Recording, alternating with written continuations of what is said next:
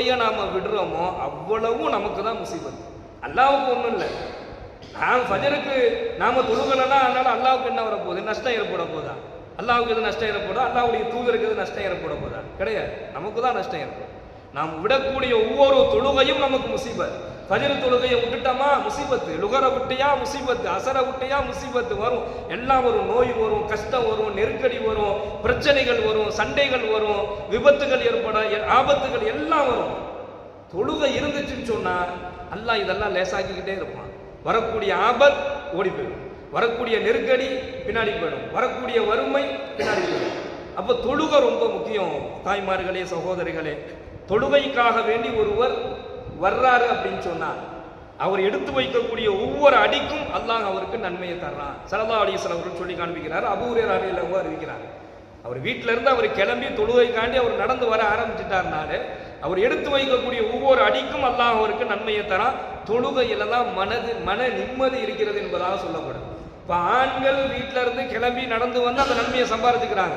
நாங்கள் வீட்டிலேயே தொழுகிறோமே, எங்களுக்கு என்ன நன்மை அப்படின்னு கேட்கலாம். தாய்மார்களே, சகோதரிகளே, பாங்குடைய சப்தம் கேட்ட உடனே தொழுகைக்காக வேண்டி நீங்க செய்யக்கூடிய அடுத்த கட்ட ஒவ்வொரு வேலைக்கும் அல்லாஹ் உங்களுக்கு நன்மையை வழங்கிக்கிட்டே இருக்கான்.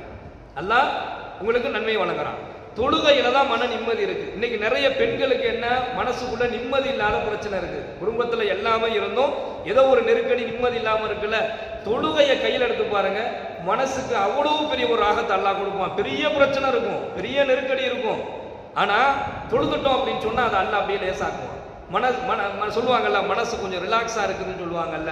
இன்னைக்கு மனசு ரிலாக்ஸை தேடி என்னென்னமோ பண்ணி இருக்கக்கூடிய நிலைகளை பார்க்கிறோம். தொழுகையில தான் அந்த ரிலாக்ஸ், அந்த மன நிம்மதியை அல்லாஹ் வச்சிருக்கிறான்.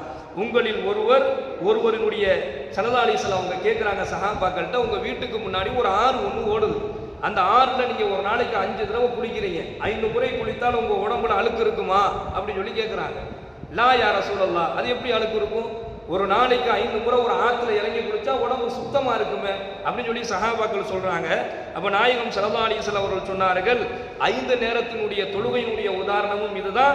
யம்ஹுல்லாஹு பிஹின்ன ஹதாயா, அல்லாஹ் உங்களை நீங்கள் தொழுகக்கூடிய அந்த 5 நேர தொழுகையை கொண்டு யம்ஹுல்லாஹு பிஹின்ன ஹதாயா, அதன் மூலம் அல்லாஹ் உங்களுடைய பாவங்களை மன்னிக்கிறான், உங்களை பரிசுத்தப்படுத்துகிறான் என்பதாக நாயகம் ஸல்லல்லாஹு அலைஹி வஸல்லம் அவர்கள் தொழுகையை பற்றி சொல்லக்கூடிய ஹதீஸ் புகாரில 528வது ஹதீஸாக நாம பார்க்கிறோம்.